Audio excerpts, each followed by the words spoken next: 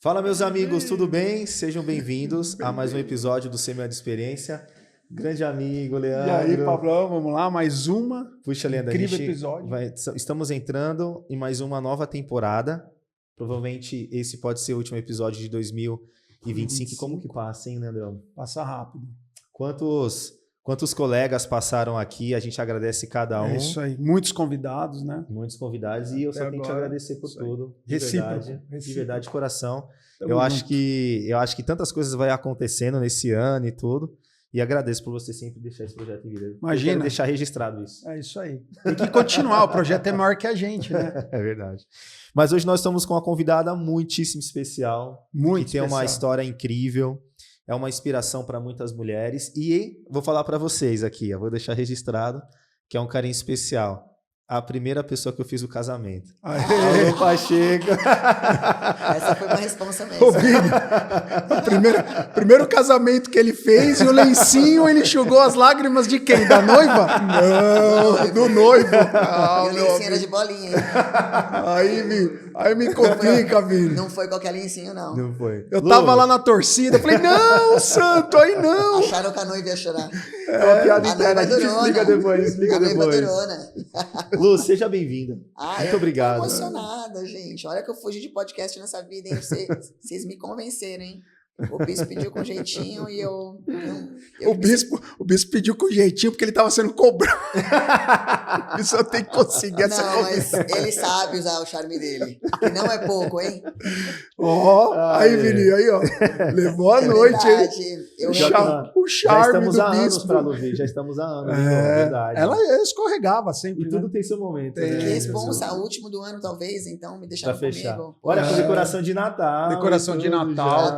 Uma coisa que eu adoro, que é lareira, hein? É isso aí. Ah, verdade. Obrigada, gente. Eu que agradeço. Lu Pacheco, super convidada. Me incentivaram aqui a dar esse desbloqueio com o podcast, hein? Que tanto tinha. Eu falei, quem sabe é um projeto pra você, Lu, que a gente já conversou nos bastidores. Eu já fugi desse projeto, já fugi dos podcasts, mas estou aqui de coração aberto para falar da minha vida. Vamos lá, vamos começar. Lu, e aí, Pablão, então a gente gostaria... hoje vai ser algo tão especial que vai ser um documentário da sua vida que você vai contar, vai ficar registrado.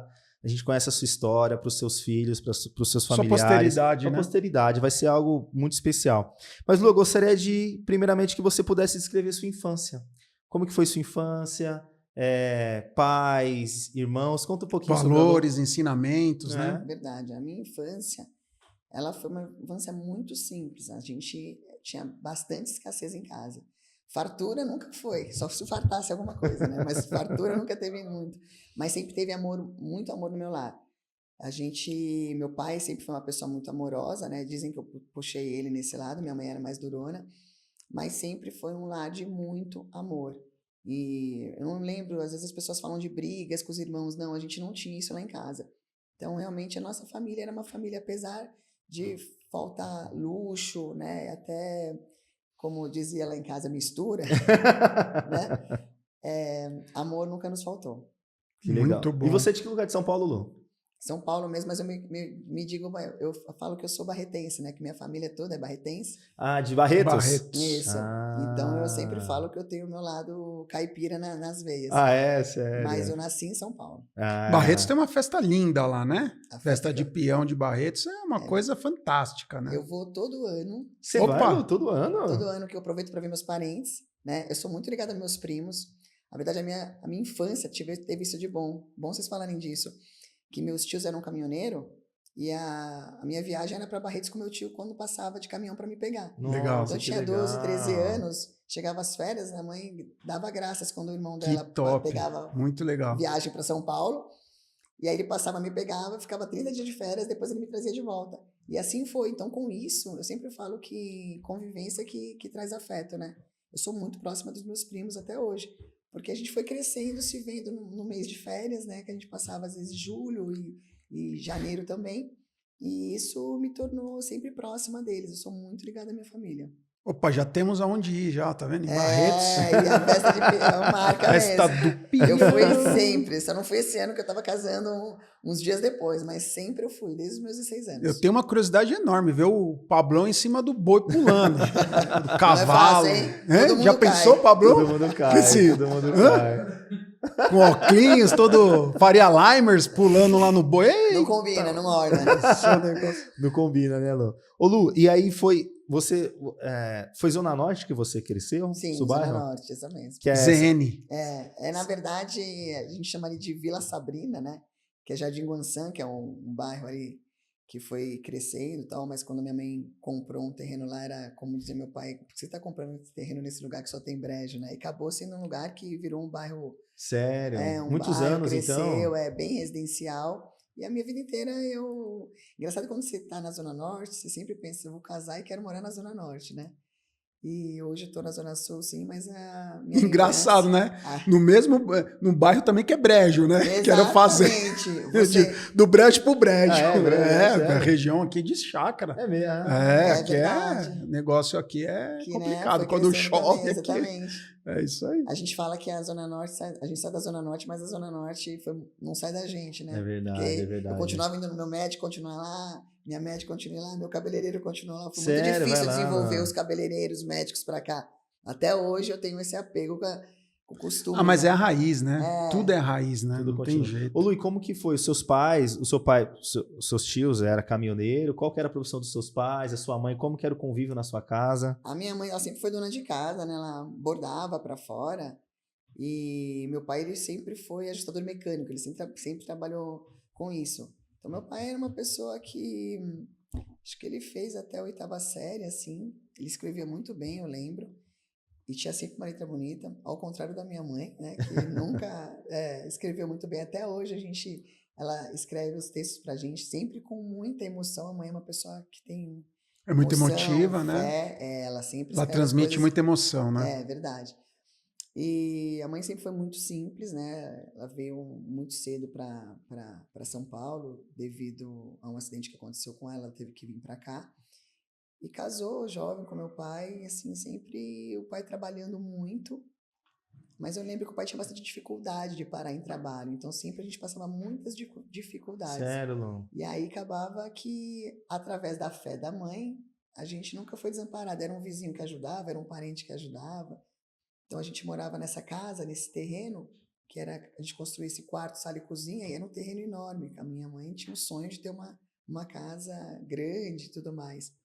E que no fim do tempo, mais pra frente, esses irmãos dela também ajudou a gente a construir as nossas casas, que a gente morou lá, né? Que no fim acabou fazendo 2 sobrados. Demorou tanto para fazer a casa, que aí o projeto da casa grande virou 2 sobrados geminados, que era melhor, porque minha mãe falou, agora não adianta mais fazer uma casa grande com todo mundo grande, né? Sim. Então, aí já perdeu um pouco o sentido, né? Muito legal a história, hein? Ô Lu, e na sua adolescência, teve algum desafio que ajudou você a se tornar a mulher que você é? Como que era a sua adolescência? Como que era esse seu momento de vida? A minha adolescência, eu acho que eu sempre acabei tendo bastante ambição, né? Porque devido a toda essa dificuldade, então eu sabia que se eu tivesse que estudar, eu teria que pagar meus estudos, eu teria que comprar meu primeiro carro, e o sonho da minha mãe de ter uma casa era mesmo o sonho de eu ter um quarto. Então eu pensei, eu tenho que trabalhar para ajudar meus pais a conquistar o que eles querem, que era construir a casa naquele terreno que a mãe comprou com tanto sacrifício bordando para fora. E foi exatamente isso que me motivou na vida, né? Sempre ser uma pessoa... Eu falo que a ambição ela é muito positiva, né? A ganância é muito ruim, mas a ambição ela é positiva, porque você vai atrás dos sonhos, você coloca uns sonhos e você vai construindo coisas para conseguir realizar seus sonhos. E eu fui muito isso, sempre eu tinha aqueles sonhos, coisas na vida. E aí eu fui concluindo através de trabalho. Então eu comecei a trabalhar muito jovem. Sério, Lô? 12 anos. Eu sempre digo que a ambição, ela sempre tem uma conexão com... Ela tendo uma conexão com propósito, você vai chegar lá. A ganância, ela não tem propósito nenhum. Ela é totalmente particular, né? É só o fato de ter a ganância. E geralmente você vê que não chega num lugar bom, né? Mas você vê que o trabalho, desde cedo, ele não traz nenhum problema, porque eu também comecei a trabalhar mais ou menos nessa idade. Eu sempre falo, então, quando alguém vem contar uma história triste, que começou a trabalhar, eu acho que é muito bom. Eu acho que foi até o insight que você chegou onde chegou, porque você começou nessa idade. Eu acho que quanto mais, quando você não tem condições que seus pais não têm, eu acho sempre isso, os pais não têm obrigação de dar condições, eles dão o que eles podem. Eles né? dão o que eles podem, então, né? diante disso, eu pensava, se meus pais não podem, eu tenho que ir lá conquistar e Eu poder tenho que ajudá-los. conquistar, Eu sempre exatamente. tive isso, né? De ajudar Tem que a criar o família. caminho de algum jeito, né, Lu? E aí você tem as suas ambições, então você é obrigada a correr atrás. Se não tem ninguém para dar, você tem que correr atrás. Né? E qual foi o seu primeiro trabalho, Lu? Qual foi esse trabalhinho que você Meu primeiro trabalho, eu falava que eu tinha um sonho de aprender a datilografia. Eu queria dar. Olha só. E... Olivete 5.000. Aquelas... isso eu não sei o que é. Olivete 5.000, eu tinha uma. Olivete. Que tocava.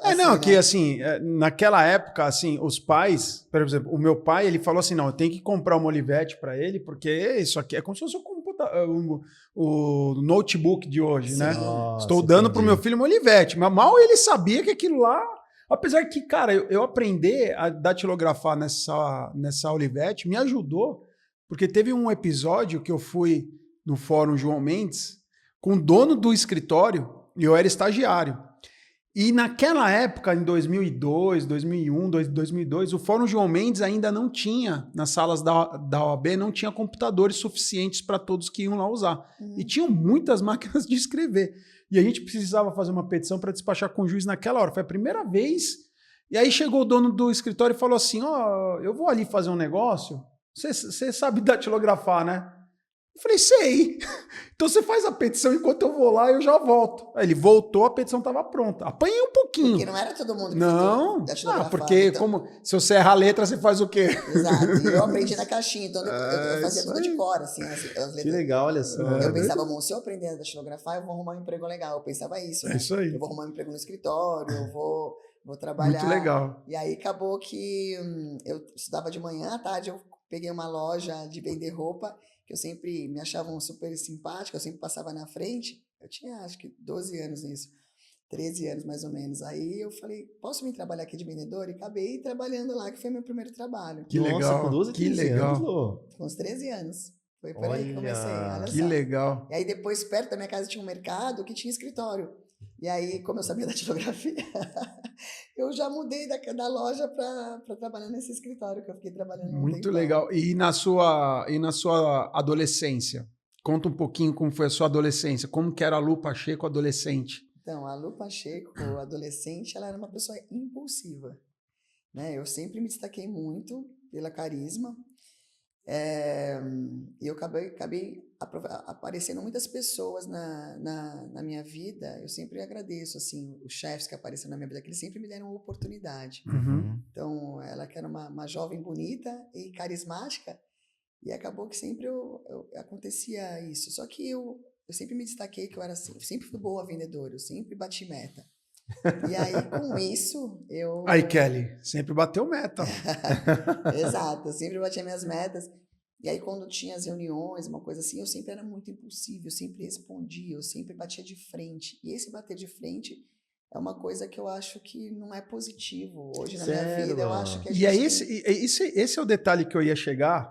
Que é o aprendizado. Qual o conselho que você daria para a Lu Pacheco adolescente? A Lu Pacheco adolescente... menos impulsividade. Eu acho que eu dou conselho para todo mundo hoje, né? A minha filha, por acaso, ela é muito KT, tá me ouvindo aí daqui a pouco. Ela é muito impulsiva e eu acho que isso não é uma coisa positiva. Você se expõe demais.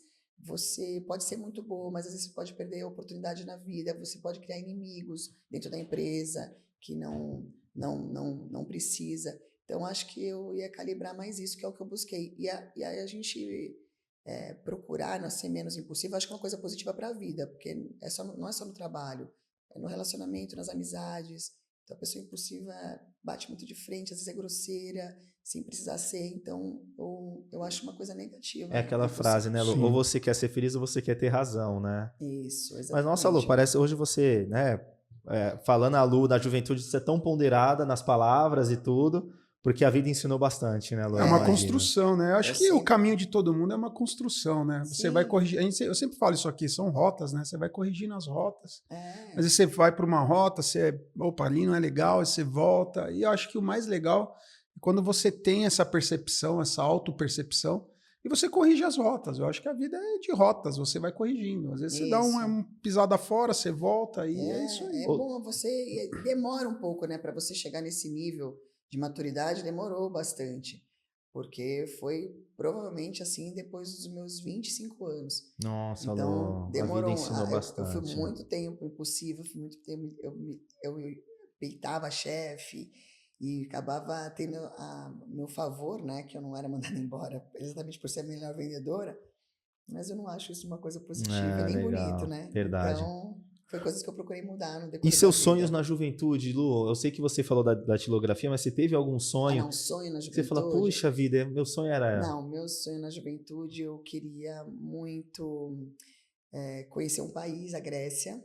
Eu sempre falava, eu quero trabalhar para conhecer a Grécia, porque eu acho bonito. Isso, Na verdade, jovem, Lu? Jovem? Na verdade, eu me dei conta, quando eu participei de um desfile da faculdade e ganhei princesa, e aí me perguntaram, qual é o seu sonho? E aí eu me dei conta, eu falei, nossa, qual o meu sonho? Eu nunca tinha parado para pensar nisso. O que era o meu sonho? Parece que eu fui conquistando os meus sonhos da vida, né? Tipo, um emprego legal, um salário legal, primeiro carro, coisas assim. E aí eu fiquei pensando, aí eu lembrei que a Grécia era um lugar tão lindo. Eu pensei, poxa, conhecer a Grécia, que é fora do Brasil, eu quero trabalhar para um dia poder fazer uma viagem dessa. Mas por que a Grécia? Fiquei curioso. Exatamente. E exatamente eu pensei sobre isso depois que no decorrer da minha vida, depois disso, a Grécia não era o meu maior objetivo. Mas naquele momento, quando eu estava ganhando meu título de princesa, eu lembrei que o que eu tinha visto de bonito na vida entendi. foi o cenário da Grécia. Cenário que da me marcou. Grécia. E aí passou a ser esse meu sonho. Mas nunca me carregou esse sonho para a vida inteira. Não foi o meu... Naquele momento era isso. E eu queria trabalhar na Avenida Paulista. Que legal. Eu achava que você tinha que se arrumar. Eu sempre trabalhei muito no bairro, eu dei essa sorte. Eu trabalhei muito lá e eu não tinha isso. Era complicado. Não, e tudo que as pessoas querem, né? Trabalhar hoje perto. Olha que louco, né? Naquele momento, para mim, o que eu mais queria era trabalhar longe do meu bairro, porque eu sempre trabalhei muito no meu bairro. Nos meus trabalhos, é um lugar que tinha muita fábrica, muito escritório, muita empresa. Então, meu sonho era sair do bairro e trabalhar onde eu achava que tinha gente bonita, né? Gente chique, era isso. Eu gostava muito da Paulista. Eu também gosto. Por causa do Stand Center. Sempre teve o Stand Center lá, a chinesada sempre teve na Paulista. Sempre tinha já coisa, tinha né? chegado lá, já? Ô, louco, Stand Center. Stand Center é tradicional lá na Paulista. É mesmo? Tá louco. Era 25 dentro da Paulista, era uma alegria, eu acho cara. Que você é mais jovem do que eu, então não tinha, não sei, pode ser. Tô ali, pô, tô ali. Lu, mas deixa eu só dar mais uma aqui, rapidinho. Traz. Na fase da sua juventude, né? Ou numa fase mais precoce, né? Digamos assim. Quando você teve aquele insight do acorda pra vida, o que eu vou fazer? Onde foi um ponto de virada, de chave? Até para um conselho para o jovem que você poderia dar. Exato. O que mudou assim a sua trajetória? Qual foi a sacada? O que você acha que aconteceu que... Eu acho que como eu falei, eu coloquei alguns objetivos na minha vida. Quando eu comecei a trabalhar, eu comecei a pontuar os meus sonhos. Eu lembro que eu sempre dormia de janela aberta, minha mãe se preocupava, porque a gente morava no sobrado, e eu sempre fui muito sonhadora, acho que do meu signo de peixes. E eu queria muito ir para o intercâmbio. Eu falava, um dia eu vou estudar fora. E isso sim foi um sonho que me acompanhou verdadeiramente. Não foi uma resposta momentânea. E eu sempre quis ir para o intercâmbio, E aí, quando eu fui para o intercâmbio, foi uma virada de chave na minha vida, porque eu saí do meu lar, né, que apesar da simplicidade eu era muito protegida, eu nunca cozinhei, eu nunca lavei uma roupa, eu acho muito ruim hoje, porque infelizmente, né, a gente acaba fazendo isso com os filhos, porque a gente tem as pessoas em casa que nos ajudam e que acabam faltando essa atitude deles, né, por isso que eu acho muito importante ensinar o jovem a arrumar a sua cama, arruma suas gavetas, né? Não deixa isso para as pessoas que te ajudam, né? Porque as pessoas que ajudam estão lá para cozinhar, às vezes, para limpar. Então, quando você faz a sua parte, eu acho que favorece muito a família. E quando eu cheguei no intercâmbio, para mim foi uma virada de chave, porque eu estava ali sozinha, né? Não falava inglês. Que legal, você fez intercâmbio Que legal, onde? Eu não sabia que você fez. Em Provo. Vocês não sabiam? Provo? Não, não sabia. Você fez na BIU. E aí eu pensei, porque aí eu já estava na que igreja. Top, hein? Eu tinha 24 anos, eu entrei para a igreja com 16. E eu tinha umas amigas que foram. Que elas legal. não eram tão próximas, mas eu tinha alguém, né? É muito bom você chegar num lugar que tem alguém para te ajudar. Sim. A igreja ajuda muito nisso, né? Você pelo menos é acolhido, né? A igreja, ainda mais nos Estados Unidos, ela realmente te acolhe verdadeiramente, né? As pessoas são muito, muito solícitas. É uma coisa da religião, né? Assim, da coisa do amor ao próximo. E aí, quando eu cheguei lá, eu me vi que eu tinha que lavar minha roupa, eu me recusava a lavar minha roupa. Eu falei, mas gente, eu não sei. Meus amigos... Como é que lava roupa? Comprar novas. Vou comprar novas. O dinheiro curto já não dava pra fazer isso. E aí eu falei, eu vou fazer o quê? Eu vou colocar vou pedir para meus amigos me ajudarem. Mas lá nos Estados Unidos é tudo mais fácil. Exato, mas eu nunca... É o sabãozinho mágico. Eu nunca fui muito tecnológica. Aí tinha que usar aquelas máquinas, eu nunca tinha aprendido em casa. E aí, depois meus amigos lavarem, sei lá, por um mês minha roupa, eu falei, não, preciso... Era amigo homem ainda. Eu falei, não, preciso tomar vergonha na cara, né? E aí eu comecei a correr atrás dos meus objetivos de amadurecer. Que então, legal. Eu tive que amadurecer. Nossa, Lô, que coisa. Aí você ficou quanto tempo nesse intercâmbio? 9 meses. 9 meses. Ficou bastante. E aí o inglês ficou tinindo. E aí o inglês aprimorou bastante, né? Assim, aí você sai falando, e escutando, entendendo, né? E foi muito importante essa época para mim, porque eu também, como eu tive sempre preocupação com o corpo, era uma coisa que eu sempre fui, né, do esporte, eu tinha que cozinhar, porque se você comesse, né, essas comidas americanas rápidas, né, que é muito fácil. Fast food. E fast food, exatamente. Eu ia começar a engordar, que verdadeiramente foi na minha única vez que eu ganhei peso, foi no intercâmbio, que eu ganhei 6 quilos. Nem na minha não tem jeito, né? Estados Unidos você ganha peso, né, cara? Food, né? Não tem jeito. Então, com isso, acho que foi uma chave, sabe? Amadurecer, ter que cuidar da sua vida, das suas coisas. Eu paguei meu próprio intercâmbio, fui eu que guardei meu dinheiro, então eu tinha que chegar lá e já procurei um trabalho, porque eu sabia que o meu dinheiro era importante economizar, eu trabalhar. Essa então foi o ponto de virada. Foi um ponto de virada de viver assim sem a minha mãe, a proteção da minha mãe. E nessa fase aí, teria alguma coisa que você falaria, que você faria diferente? Nessa fase? Além daquela questão da impulsividade, etc? Você acha que ok? Eu era muito impulsiva ali nos Estados Unidos. Mas eu acho que os jovens, o que eu tenho para falar é que eu acho que a juventude ela tem que, se puder, a família, as mães, né, e principalmente as mães, educar seus filhos a fazer coisas, ser um pouco mais independente, mesmo tendo toda a assistência em casa, de pessoas para te ajudar, de secretária do lar, você aprender a cozinhar. Eu concordo plenamente. Aprender a tentar, sabe, fritar um ovo. Fritar um ovo parece uma coisa tão simples. Eu acho que... A gente não sabe fritar um ovo, fazer um arroz. É muito difícil. E a minha filha, quando fazia intercâmbio, ela sofreu bastante. E eu falei, faça umas lições em casa. Então, ela chegou lá, ela comeu gororoba por todos os meses. Ela fazia comida por ela mesma, ficava horrível. E ela tinha que comer aquilo, porque o dinheiro também é curto. Porque você não vai dar seu filho para estudar e dar cartão livre. Você tem que dar um dinheiro para sobreviver. Então, eu acho que se eu tivesse que dar um conselho, é os filhos poderem ensina os seus filhos a fazerem mais, a cooperar mais em casa, a arrumar suas próprias gavetas, suas próprias camas. Eu vou até mais além. Né? Eu acho, e aí não é uma coisa que eu falo, é uma coisa que eu pratico. Eu acho que, além disso, eles terem reais responsabilidades. Porque, assim, a tendência é que quando a gente consegue um pouco mais de conforto, é que a gente passe esse conforto para eles. Mas eu acho que eu me coloco até nessa, né? Nós, como pais, às vezes a gente erra um pouco a mão. A gente deixa muito fácil. Sim. E a vida não é fácil. Não, e a vida não. Com ou sem pais. A vida cobra, Ela cobra. Até porque a ordem natural dos fatores, né? Eu espero que isso aconteça, que eu vá antes deles. E em algum momento eles vão estar por conta. E nem sempre, né? Mesmo você ter condições financeiras, nem sempre você vai ter assistência diária. Por exemplo, minha filha no intercâmbio, ela não tinha ninguém para limpar a casa dela, nem para cozinhar para ela. Então, o fato de você ter uma condição boa não quer dizer que em algum momento da vida, numa experiência nova, no caso o intercâmbio, você vai ter que se virar. Exato. Né? Meu filho, por exemplo, agora ele está estudando em Curitiba, sozinho, está sofrendo as consequências também. E tem tantas coisas, né, que podem acontecer. A gente está falando sobre trabalho missionário, né, Alô? Que os trabalhos missionários, os rapazes vão e aprendem na marra. Mas assim, até sobre o trabalho missionário, né, é uma pauta que eu sempre bato, né? De preparar esses missionários antes da missão, a já ter um emprego, ou então já ter uma profissão, né? Uma profissão, ou então um curso tecnólogo, de técnico, aprender a fazer um arroz, aprender a fazer um macarrão. Não, uma coisa e para a missão já mais preparado, né? Ensinem seus filhos fazendo, porque em algum momento eles vão precisar. ou é no intercâmbio, ou é numa faculdade fora, longe da família. Numa missão. Ou é numa missão, ou é num casamento. Passar uma camisa, fazer ou é num alguma casamento coisa. também. Você chega num casamento, é ruim você não saber cozinhar, né? É horrível. Eu lembro isso quando aconteceu. Então você fica, e agora? Eu vou fazer o quê? Também você começa uma vida, você não começa uma vida tendo uma pessoa para te ajudar todos os dias. Sim. Então, assim, ensinem seus filhos a fazerem.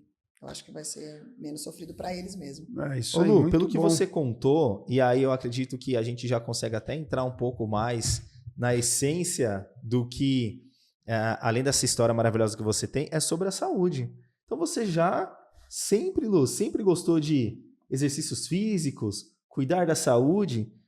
Quando que isso começou? Na adolescência? 18 anos? Qual que é o insight, né? O que te motivou? Eu, muito jovem, já comecei a dançar, acho que aos meus 14 anos. Eu procurei uma escola de dança e, por um acaso, na Zona Norte, o Grupo Raça era uma escola que se destacava. Grupo Raça? Né? Era, que na verdade eles eram muito fortes no jazz.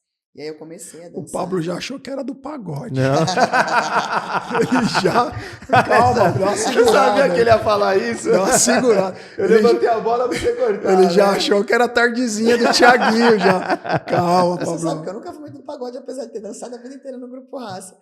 Mas era uma academia muito forte de dança. E meu sonho sempre foi dançar, bailarina, essas coisas. A gente acaba realizando às vezes com os filhos, né? Que é o caso da Caterine hoje. Eu dancei por muito tempo, então assim, eu fazia jazz, balé, eu era uma pessoa da academia. Como eu trabalhava, eu podia já me custear nesses luxos, né, que era um luxo. Então minha identificação com o esporte sempre veio desde muito cedo. Nossa, Lu, que interessante. Quando você falou que você tinha que se cuidar lá nos Estados Unidos, que você precisava se alimentar bem, puxa, mas Lu, então veio da dança, mas isso permaneceu durante a sua consciência e você nunca deixou de treinar? Nunca deixei de treinar. Quando veio minha gravidez, primeira gravidez com a Kate, eu pensei, bom, eu vou voltar, eu tenho que voltar, eu tenho que ter um parto normal para poder voltar com 30 dias para academia. Eu já tinha essa informação, né? Com 30 dias eu vou voltar para academia no parto normal, na cesárea eu vou demorar 3 meses. Então eu vou fazer tudo para o meu parto ser normal. E aí, quando eu ganhei a Kate, eu não tinha tempo mais, eu já morava em Santana, né? Já era casada, e aí eu não podia ficar indo lá para Vila Maria, né? Porque tinha um bebê pequeno. E por um acaso da vida, tô lembrando isso agora, o meu prédio no subsolo, no térreo, era uma academia. Nossa. Foi aí que eu mudei totalmente da dança para academia, porque eu amamentava e aí para academia para malhar. Aí eu subia de novo, eu fazia aula à noite de bike, essas coisas. E aí eu comecei a me identificar com a academia. E eu falei, bom, e aí quando ela foi crescendo, eu continuei na academia. E aí foi aí que eu comecei a tomar esse... Todo mundo me pergunta, qual foi? Várias pessoas me perguntam isso. Quando foi que você começou a treinar pesado mesmo? Eu acho que foi ali a Caterine, eu tive ela com os meus 27 anos. Depois dos 30 anos, eu realmente comecei pesado no treino da musculação. Assim, comecei mais forte, muito dedicada a isso. E aí fui pro pedal, que aí eu pedalava diariamente. Foi aí que começou a minha história com o esporte mais pesado, né? Que antes era a dança. E esse esporte mais pesado, ele tem um objetivo maior? Porque, assim, nós trouxemos vários convidados aqui que sempre trataram muito do tema saúde, né? E por que eu trago esse paralelo? Porque o Semeando Experiência, ele é um projeto em que visa conscientizar as pessoas da importância do envelhecimento saudável, né? De você chegar naquela fase mais difícil, mais preparado, né? Como o Dr. Salem falou no outro episódio. Tem uma fase final que ela é ou 5 anos ou 3 anos. Depende de como você seguiu a sua vida. O que é os 5 anos ou 3 anos? De total dependência. O finalzinho da sua vida, né? Caso você chegue naquelas idades mais avançadas, né? Você vai ter ou 5 anos, 6 anos de dependência, ou 3, 2 anos. E qual que é essa diferença? É o como você levou a sua vida, né? Então a gente trouxe personal, a gente trouxe pessoal que fala sobre alimentação, né? Falta vir uma Nutri, né? É verdade. A alimentação mais quem disse foi o Salem, né? Porque ele é um médico especialista, né? Em bariátricas, etc. né, do trato, né, do metabolismo, etc., né, e ele sempre disse isso, né, inclusive ele até, muitas coisas do que ele disse coincidiu com o que o André disse. E muitos outros. E outros, né? Por exemplo, qual parte do corpo você mais deveria se exercitar? As pernas, né? E tem uma razão, porque é onde você vai precisar mais sentar para fazer suas necessidades, para, né, sustentar o seu corpo, para tomar um banho, etc. Então, assim, essa sua preocupação, além da questão estética, ela também tem essa questão da longevidade, de chegar bem na fase mais adulta. Isso veio mais para frente. No momento que eu comecei a treinar, e aí a gente começa a ver o efeito da musculação, que é diferente da dança, né? Ela vem com um outro tipo de definição no teu corpo. Era apenas estética. Depois que a KT nasceu, e aí a gente vai falar acima dos 35 anos, aí você começa a disciplinar outras coisas, né? Que é a alimentação, já não dava pra... Eu era viciada em leite condensado, né? Minhas seguidoras vão ficar horrorizadas. Leite condensado com pãozinho francês. Eu era viciada, ele tomava um leite condensado uma vez por semana. Nossa. E aí, naquela época você não engorda, né? Você pode tomar uns de 15, 17, 20. Aí depois você vai queima, né? Aí você começa a pensar. Então eu comecei a disciplinar e aí eu comecei a ver a importância da saúde mesmo. E ao longo da vida, que eu fui sentindo meu joelho, né? Depois, há 4, 5 anos atrás, que eu descobri que tinha desgastado muito minha cartilagem, eu descobri através de médicos, quando eles abriram meu joelho, que eles falaram, gente, impossível você ter esse joelho a sua idade, parece que tem o joelho de uma mulher de 80 anos. E na verdade você só consegue fazer tudo isso. O médico ficou chocado com o meu joelho. Quando ele abriu, ele falou, como assim? Como você consegue fazer tudo? Aí ele falou, é por causa da musculação. Então a musculação é uma coisa que te fortalece para a vida. Gente, eu falo para todo mundo, não é uma coisa legal para alguns, eu acostumei, não é todo mundo que ama fazer. Aliás, até as pessoas me perguntam se eu amo. Não, gente, eu não amo, eu só tenho uma disciplina e é natural. Então não existe a minha possibilidade de não fazer musculação, não existe a possibilidade de não treinar todos os dias. Mas eu descobri com várias coisas, até da mulher que tem parto normal, que pode evitar uma cirurgia de bexiga, tudo isso através da musculação. Tudo isso evita muitas coisas. Então a musculação ela é saúde mesmo. Então vai te ajudar muito no decorrer da vida, você ser uma pessoa independente, você tá lá autossuficiente. Né? Eu tenho uma amiga que é uma inspiração na academia, que é a Marisa, minha amiga Japa, que tem 74 anos, eu acho. Ela passou por todos os esportes da vida, ela tá lá, ela é uma pessoa que tem motivação, ela tem energia. E a gente vê muita gente sem energia aos 50 anos, sem energia aos 40, sem energia aos 30. E é muito triste isso. Então é muito importante o esporte, eu sempre falo, descubra no teu esporte. Se você não gosta de nada, tenta descobrir alguma coisa, porque alguma coisa você vai gostar. Você precisa começar.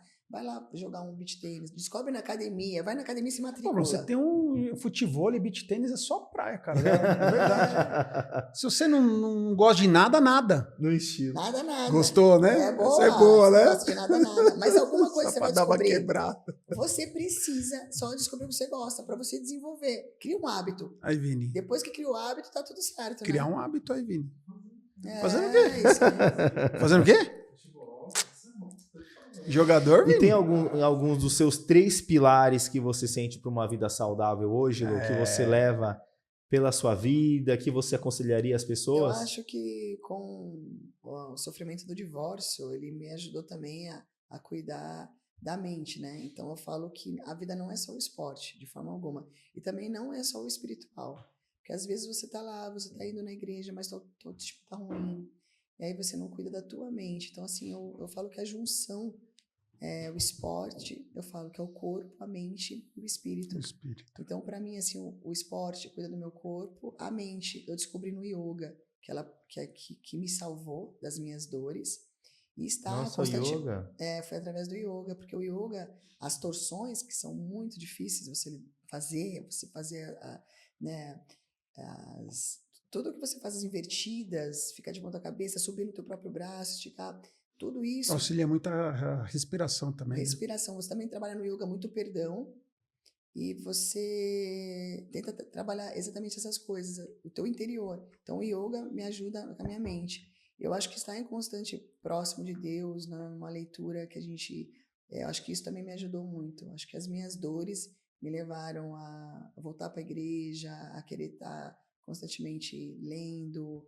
Eu acho que essa parte, Deus é muito importante na vida mesmo. Ele realmente, a fé, ela é fundamental na vida. Quando você perde a fé, e eu perdi a fé com o divórcio, é muito ruim você estar sem fé. Então, eu acho que trabalhar sua mente, que foi através do yoga, você trabalha isso, trabalha a fé, trabalhar a perseverança, resiliência, tem que ser forte, tem que seguir em frente. Não tem outra saída. Na vida não tem outra saída. A vida só não dá uma saída, gente. Seguir em frente. Não tem outro jeito. O que você acabou abandonando para te... Coisas que você abandonou, mas que te deixaram mais forte. Transformou a mulher que você é hoje. Transformou a mulher que você é hoje. Maus hábitos. Ou na sua vida como um todo. Ou na sua vida como um todo. Né? Eu acho que essa coisa de você ponderar antes, isso para mim é muito bom. Por exemplo, né? Às vezes você quer falar todas as suas verdades pro marido naquele momento, você respira e fala, não, melhor um outro momento. Acho que... E com um amigo também, às vezes... Inclusive, até fiz um vídeo hoje falando sobre isso, como tem pessoas na vida da gente que chegam, né? É o negócio da energia, né? Como tem pessoas que chegam e vêm uma energia pesada, tem amigos seu que só chega pra aquela alfinetada clássica, né? Tipo, mas com classe. E eu tava pensando sobre isso. Então, isso eu acho bom. Eu não respondo. Ultimamente, eu responderia. Eu falaria alguma coisa pra mim, eu responderia na lata. Hoje eu acho que não preciso disso. Eu não preciso. Deixa a pessoa me alfinetar o que ela quiser. Deixe falar mal de mim, eu não vou revidar, eu não vou me preocupar com isso. O que falam de mim, eu não me preocupo muito com isso. Você chegou num status já mais pleno, né? Eu tô num momento pleno da vida, você usou a palavra certa, eu tô num momento pleno da vida. Se falam de mim, chega coisas pra mim, eu não me importo muito. Eu tô chegando nessa aí também. Não respondo, mas eu também mudei as pessoas que eu ando. Tem que ser pessoas que vêm e me acrescentam na vida. O tempo tá muito curto. Estar aqui, por exemplo, né? É uma decisão, eu estou aqui porque eu quero. É uma decisão minha. Hoje eu só faço o que eu quero. Se eu quiser sair para jantar com minhas amigas, eu vou sair. Se eu quiser ficar com meu filho, eu vou ficar. Se eu quiser, nesse dia, estar com meu marido. Então, assim, eu acho que eu faço... Desde que eu não magoo pessoas que são importantes para mim, e pessoas importantes para mim é o meu marido e meus filhos, eu tento eu pensar um pouco em mim. Ao longo da minha vida, de um casamento, de um divórcio, hoje eu penso, eu vou fazer o que eu quero. Eu não vou ficar fazendo só pelo outro. Eu vou fazer coisas para mim também. Acho que é importante isso, a gente fazer coisas para você. Porque as pessoas passam a vida, às vezes, só agradando o outro. E é muito triste isso. Ela deixa de falar das suas vontades, dos seus desejos. As pessoas incumbem muito de coisa, guarda para você. Então, eu acho que não deve. Acho que você leve para a pessoa que te ama o que é importante para você. Porque se a pessoa te ama, ela vai te entender. Então, mas aí nesse ponto eu acho que o mais legal é o diálogo. Né? Porque assim, às vezes você deixar claro, né? Olha, porque às vezes a pessoa fala assim, eu quero fazer também. Exato. Isso também eu queria fazer. Exato. Bom, já juntou o útil ao agradável. E foi mais ou menos o que a gente fez naquele curso que nós fizemos juntos, né? De casais, né? Então ali você aprendeu o quê? A comunicar, né? Eu acho que muitas vezes é a comunicação. Às vezes você fica imaginando assim, não, mas se eu falar, nossa, não tem nada a ver, não vai... Às vezes vai.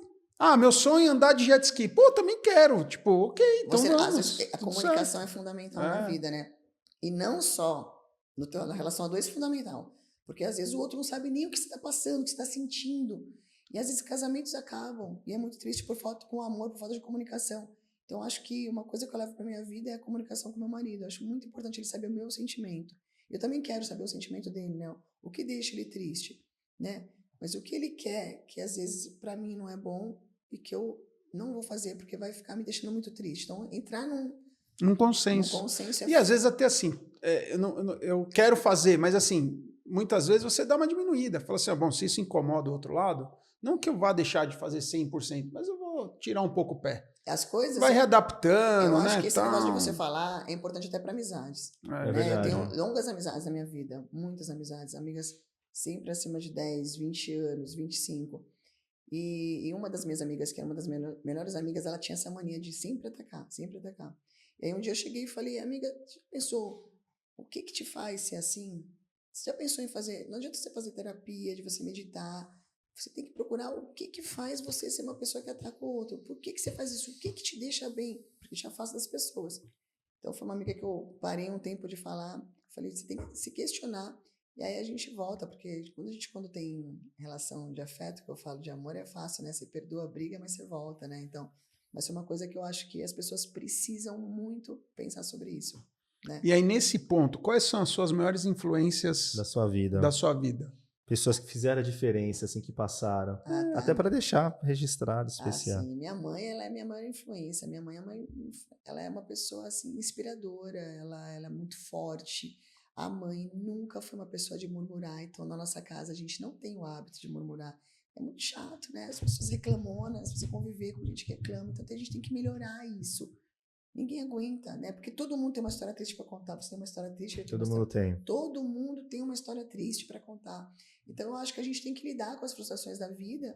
E a minha mãe sempre foi isso. A mãe, apesar de vir dessa situação dela muito simples, a mãe foi uma pessoa muito sofrida, viu? Caiu em São Paulo, tendo que, sabe, ficar em casa de família, trocar serviço por um teto. E foi explorada muito, né, nessa parte de aos 12, 13 anos, trabalhar em casa de família simplesmente para ter uma comida, para poder se tratar de um problema que ela tinha que cuidar, que não dava para cuidar em Barretos. Eu acho, ela é uma pessoa mais sofrida. Meu filho fala, a avó é uma das pessoas mais sofridas. E você nunca vai imaginar que ela é uma das pessoas mais sofridas. Porque a mãe sempre está de bom humor. Uhum. Ela sempre ri. E a gente aprendeu a rir das próprias desgraças lá em casa.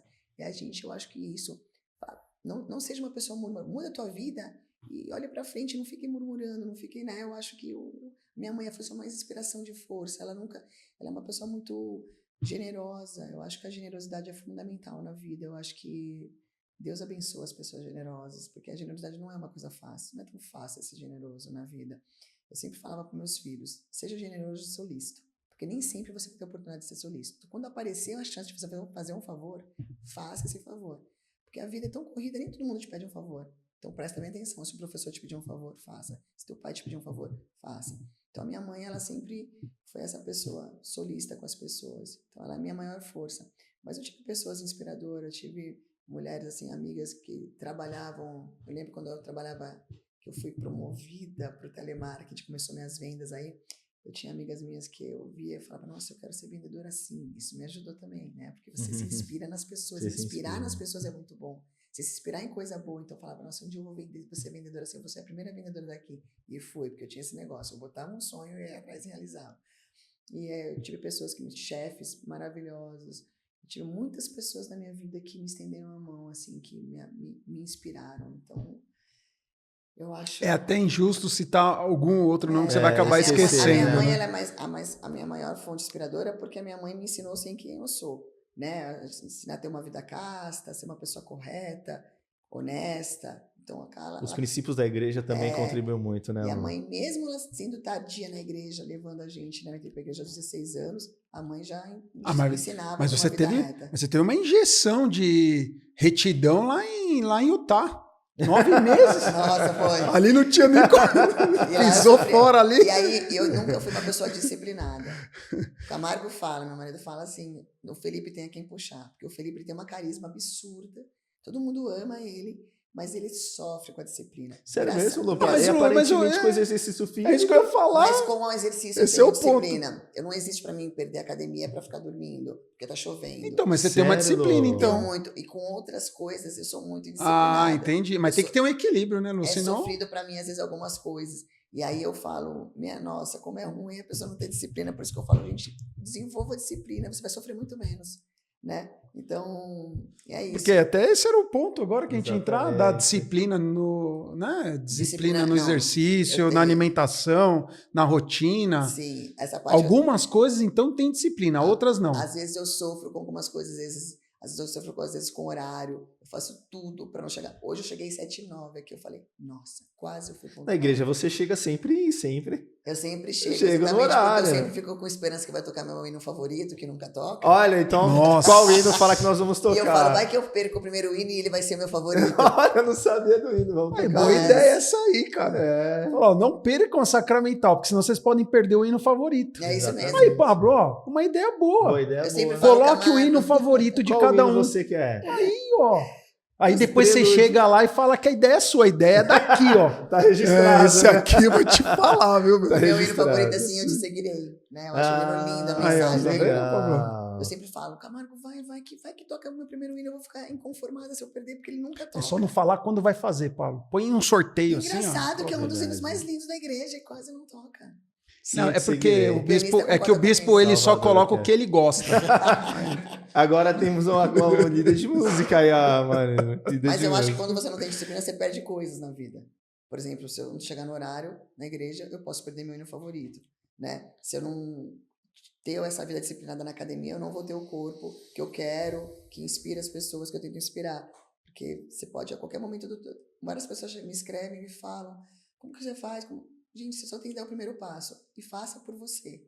Pra você ver, né, Lu, que nem todo mundo é perfeito, né? Então hoje, que nem você mesmo disse, a gente fez estudar disciplina da academia e pra você, porque a gente vai rotular a Lu, que é a pessoa mais disciplinada do mundo, a pessoa que é toda regrada. Então é isso aí. Pra você ver que todo Mas mundo você vê tem. que como assim, os rótulos, né? Exatamente. Tipo, a gente tem que conhecer as pessoas, né? Esse é um ponto que eu sempre bato. Ninguém é perfeito. Você tem que conhecer. Aqui, exato. E assim, conhecer as pessoas é muito bom, né? E muitas vezes quando a gente conhece as pessoas, Lu, mais a fundo e a gente entende, a gente acaba até tendo paciências em algumas outras coisas. Por exemplo, eu, né, chamado agora como líder, você precisa ter uns olhos mais do Salvador, você precisa também ter esses olhos de entender que as pessoas são diferentes, entender que muitas vezes a pessoa faz aquilo, mas não é por intenção, e as pessoas são falhas mesmo, mas que a gente pode ajudar ela em outra ponta. Por exemplo, você inspira muitas outras pessoas com esse talento que você tem de Você sabe saúde. que eu vou te fazer um comentário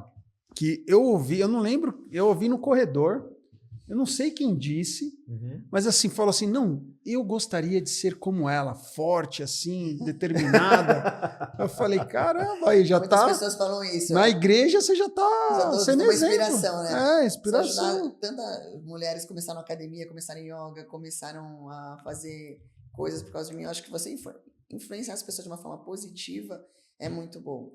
E eu acho que tudo que envolve saúde, que você fala longevidade, que você tem que cuidar de você ter um envelhecimento saudável, feliz. Então, assim, quando você pode influenciar, é muito bom. Quando eu cheguei na BYU, uma das coisas que eu mais sofri foi com a disciplina Eu sou muito calorenta. É muito difícil para mim ir na igreja com blusa aqui, porque eu sou calorenta. Foi a minha vida. Meu pai era calorento, meu filho é calorento, e o Camargo sofre comigo porque ele é friolento. E eu sou é o contrário. Camargo, é o contrário. Isso é engraçado, hein, Camargo? E quando eu cheguei na BYU, uma das coisas que eu mais sofri com a disciplina foi a disciplina da roupa, da vestimenta. Aliás, eu nunca ganhei moça padrão. Eu frequentando seminário. Moça padrão. Eu não ganhei, lembra que tinha medalhinha da moça padrão? Eu não ganhei moça padrão por causa da roupa. Porque sempre a minha saia estava um pouquinho para cima daqui. Minha blusinha estava para cá, não sei o quê, por causa do meu calor. E eu cheguei na BYU, foi o meu problema sempre com vestimento, a disciplina da vestimenta. Então, tem algumas disciplinas que eu não consigo entrar na linha, podemos dizer assim. É sofrido para mim. Ô Lu, aí quando nós entramos no exercício físico, tem a alimentação, que é o combustível do futuro hoje, né? A alimentação faz toda a diferença. Hoje, sua alimentação é saudável, Lu? Você é regrada também junto com a academia? E a alimentação é um dos pilares disso aí? Não, a alimentação é fundamental, com certeza. Fundamental, Lu? Sempre foi? Eu acho que antes eu nunca fui de comer tanta coisa, eu nunca tive o hábito do fast food. Eu não sei se é porque a gente não tinha dinheiro e não podia comer. É isso que eu ia falar. O McDonald's era coisa de rico, né? É verdade. A gente comia o que tinha. Geralmente moela, né? Aquelas coisas. Engraçado, e eu tava vendo uma reportagem, só fazendo um paralelo rápido, né? Que, cara, um dos alimentos mais completos que tem é a moela. Eu vi. É o fígado. É o ossobuco lá. Isso. Que era uma coisa que a gente comia muito, né? E minha avó fazia as pessoas falam... Dizem que isso faz falta hoje na alimentação. E aí você acostuma, né? Tipo, fígado, tem gente que odeia. Eu adoro, porque era o que eu comia. Era o que tinha. Eu adoro fígado. Você gosta, Leandrão? Faz muitos anos. Caro. Então, assim, a disciplina da alimentação, eu nunca fui, talvez, pela minha situação financeira mesmo. Eu não me lembro de ser uma pessoa tão chegada em pizza. Até hoje eu não gosto tanto de massa. Então não foi tão difícil a disciplina para mim. Mas eu gostava de doce. Doce era uma coisa que eu era viciada. Tipo, eu falo para as minhas amigas, não comam doce na segunda-feira, gente. Quem come doce na segunda? Cara, você já comeu no sábado, provavelmente. Eu comi doce numa segunda. Então, eu conheci uma pessoa que me convidou para um casamento de segunda. E eu comi doce de segunda. Exatamente. Comemos bastante. Só tá liberado comer doce no meu casamento, que foi na segunda. Aí eu liberei pra todo mundo. As minhas amigas falam, cara, não vai almoçar com ela, que se você pedir uma sobremesinha na segunda, ela vai dar chilique na mesa. Porque eu falo, gente, pela madrugada, que pensamento é esse? Eu comi doce na segunda, eu doce, comi massa na segunda, Nossa, eu tomei lá sem álcool na segunda, tudo na segunda. É verdade, a minha festa era liberada, o doce. Mas eu acho que o doce foi uma coisa sofrida para mim. Eu sempre fui muito com doce. Então eu tive que mudar a minha vida em relação ao doce. Eu mudei a minha, como fala?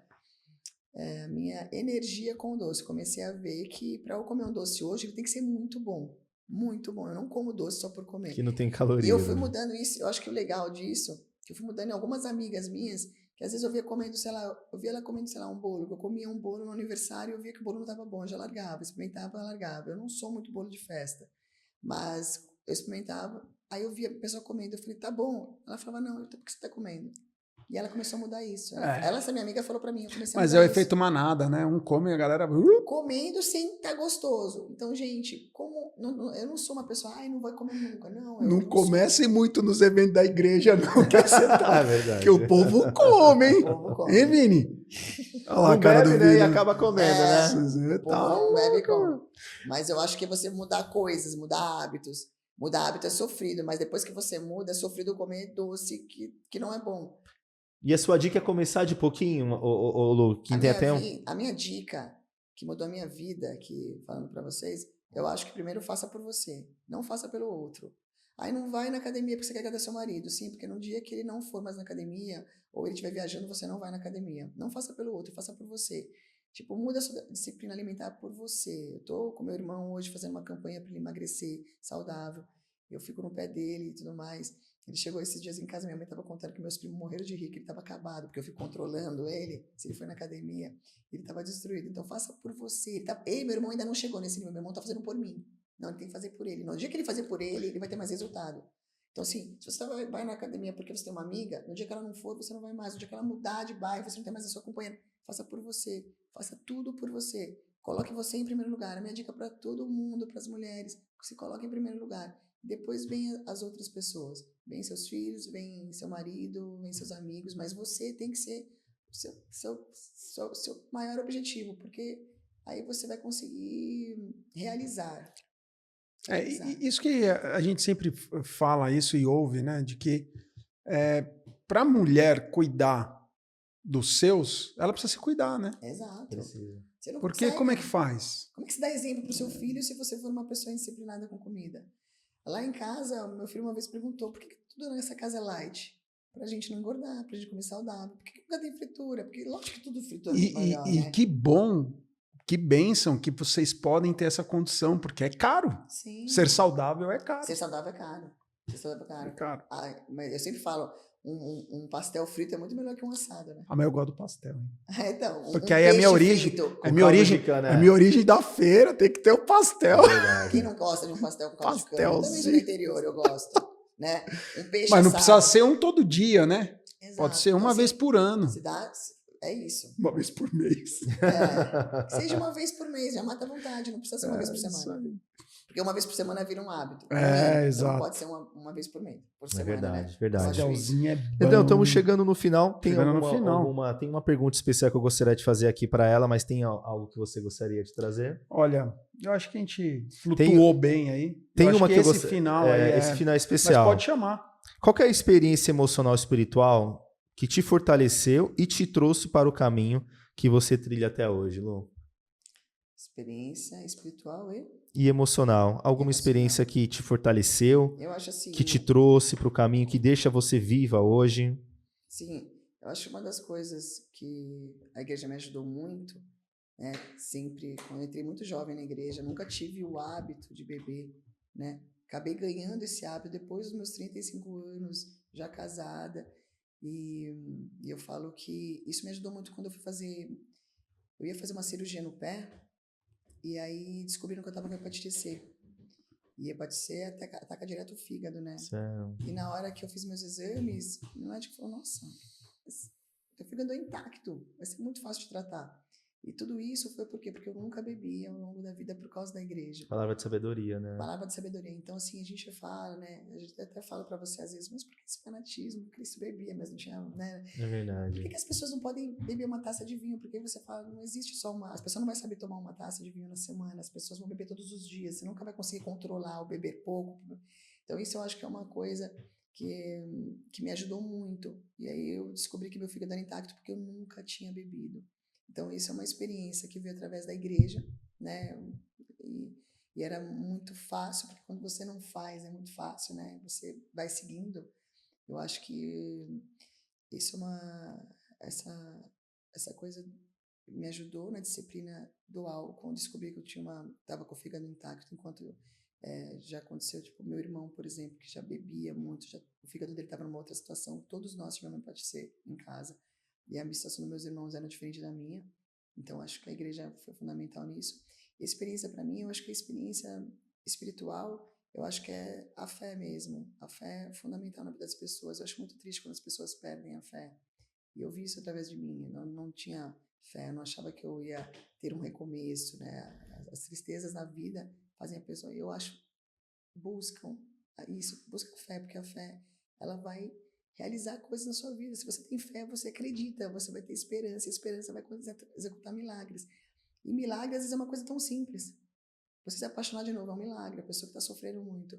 Você conseguir mudar teu corpo, você está sofrendo, você está sofrendo preconceito, sofrendo bullying, sofrendo não sei o quê. Aí você fala, não, eu nunca vou conseguir mudar, mas você muda. Eu conheço pessoas que emagreceu 40 quilos sozinho, sem remédio. Né? Você sabe que mudar é uma coisa difícil, uma cirurgia que muda, mas você mantém uma disciplina. Então eu acho que as pessoas precisam ter fé na vida. As pessoas estão faltando fé. E é muito triste isso, né? Eu acho que minha mãe me ensinou isso. Eu acho que uma das experiências espiritual é isso. Eu falo sempre que uma das coisas mais importantes da minha vida foi a maternidade, né? Eu poderia ter, com certeza, ser uma paredeira de ter 10 filhos. Porque eu acho que a maternidade é uma coisa tão única e celestial. Só quem passa por isso, né? E é uma coisa totalmente de Deus, né? Você pode, trazer uma vida, e a mulher pode poucas coisas mais que o homem, né? E isso é uma das coisas que eu sempre falo. Parir e amamentar, né? É uma experiência espiritual que só a mulher pode viver. Então, e por isso que eu acho que a mulher é um ser tão especial. Você é uma pessoa que eu sempre vejo valoriza muito a tua mulher. Uma das coisas que eu mais admiro, que eu vejo sempre, como você fala da Kelly. E eu acho muito lindo isso, né? Hoje eu tenho uma pessoa que me valoriza muito, que sempre está me enaltecendo, sempre está do meu lado, me dando força. Eu acho que é uma das maiores experiências da vida você ter uma pessoa do seu lado que te valoriza. E os homens da igreja têm isso, né? Valorizam muito mais as mulheres. Às vezes as mulheres valorizam menos o homem do que a mulher, de tanto que o homem enaltece a mulher. Então, eu acho que a maior experiência da igreja é isso, você saber valorizar a pessoa que está do seu lado, você ter fé, você ter uma vida disciplinada, em relação à lei da sabedoria, né? Comer as coisas certas, não beber, né? Enfim, não é nem demasiado, não beber, né? E aí são várias coisas, né? Não é só bebida alcoólica, bebidas fortes em geral. Você sabe que a regra de sabedoria, ela até fala sobre, por exemplo, o consumo exagerado de carne vermelha, para você priorizar, né? Cereais. Então, assim, é tudo... E isso me perguntam muito, né? Mas a sua igreja proíbe. Não proíbe nada. Ela não proíbe nada. O livre-arbítrio é de todo mundo. Sim. A questão é, o que é melhor para você, para o seu corpo? Né?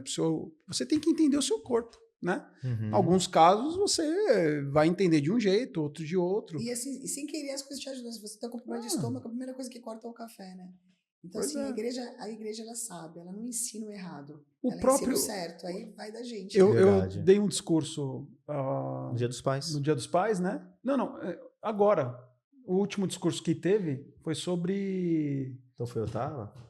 Foi lá em Capão. Em Capão. O discurso que eu preparei, São Luís, perfeito, Kelly. Foi São Luís. O discurso que eu dei foi um pouco falando, né, sobre a questão do atendimento à lei de sabedoria, né, ao jejum, né? Falei sobre jejum. Tá bom. Sim. E o jejum, você vê, é uma coisa que a gente faz todo primeiro domingo de cada mês, né? E o jejum, ele acaba sendo algo que ele hoje é praticado por várias pessoas que nem são da igreja e que nem têm a fé relacionada, porque o jejum, ele faz com que o corpo ele entre num modo que ele acaba limpando as células. Até tem um estudo que fala sobre células cancerígenas, que é a autofagia que chama, né? Autofagia, alguma coisa assim. E aí você vê, né? Nós temos esse ensinamento de fazer o jejum e uma vez por mês, pelo menos, né? A gente pode limpar a alma e limpar o corpo, né? Porque o jejum você está voltando o seu espírito todo para aquela causa que você quer. E você falando de jejum, né? Eu sempre falo que o sacrifício traz bênçãos, né, Bispo? Eu sempre penso Sim, isso. verdade. Então, sei lá, eu vou fazer uma promessa, eu tiro alguma coisa que eu gosto muito. E o jejum, ele é um sacrifício. Não é fácil ficar 24 horas. Para quem treina, é muito sofrido. Para mim, é muito sofrido. É sempre melhor eu jejuar.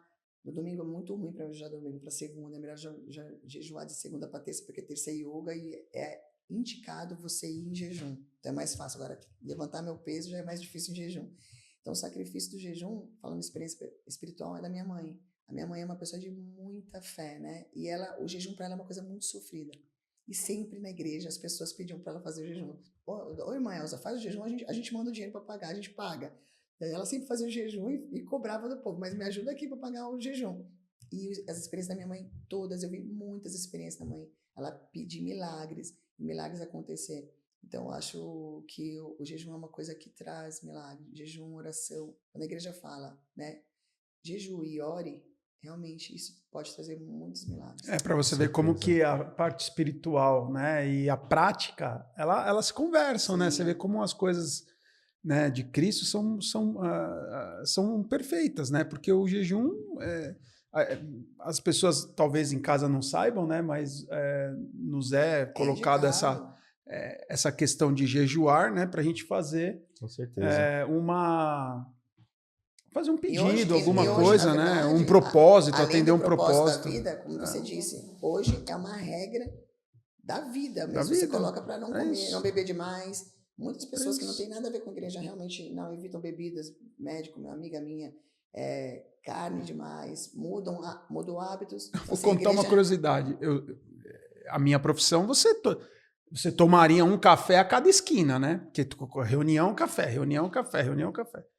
Aí agora com o tal do descafeinado ou não tomar, né? Já tem alguns clientes que já vão no descafeinado ou num chá, porque porque já me atende melhor.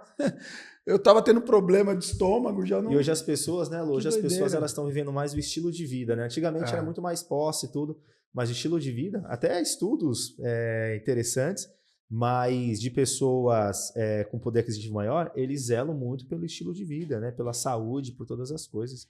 É isso. E eu acho que para finalizar, Pablo, aquela parte final. É bem especial, né? Todos os convidados que aqui vêm, né, a gente pede para que eles deixem uma declaração final, que é uma declaração que vai ser destinada para os seus filhos, para os seus netos, para a posteridade. Vai ficar gravado, né? É o privilégio da gente viver nessa fase de mundo tecnológico que a gente pode deixar essas coisas gravadas, né? O que era aquela caixinha que enterrava, que depois você desenterrava e olhava as coisas, né? Hoje é mais digital. Sim. E é um espaço totalmente aberto para que você fale o que você quiser, dê um recado para que você quiser, para os seus filhos, para os seus netos, de dicas do que fazer, do que façam, do que não façam, enfim, abra o coração. Essa parte foi surpresa, hein? Devia ter me avisado para eu ter estudado. Mas aí que é legal, a surpresa que é legal, porque vem as coisas mais emocionantes. Vai pro coração. Se eu tiver que dar um recado para as pessoas, eu ia dizer para as pessoas serem mais gentil. O mundo precisa de mais gentileza. A gentileza no trânsito, gentileza nos relacionamentos, gentileza entre os amigos, gentileza entre pais e filhos. Eu acho que uma das coisas que eu diria para os meus filhos e para as pessoas serem mais gentis, né? Porque tá tudo muito duro, tá tudo muito difícil.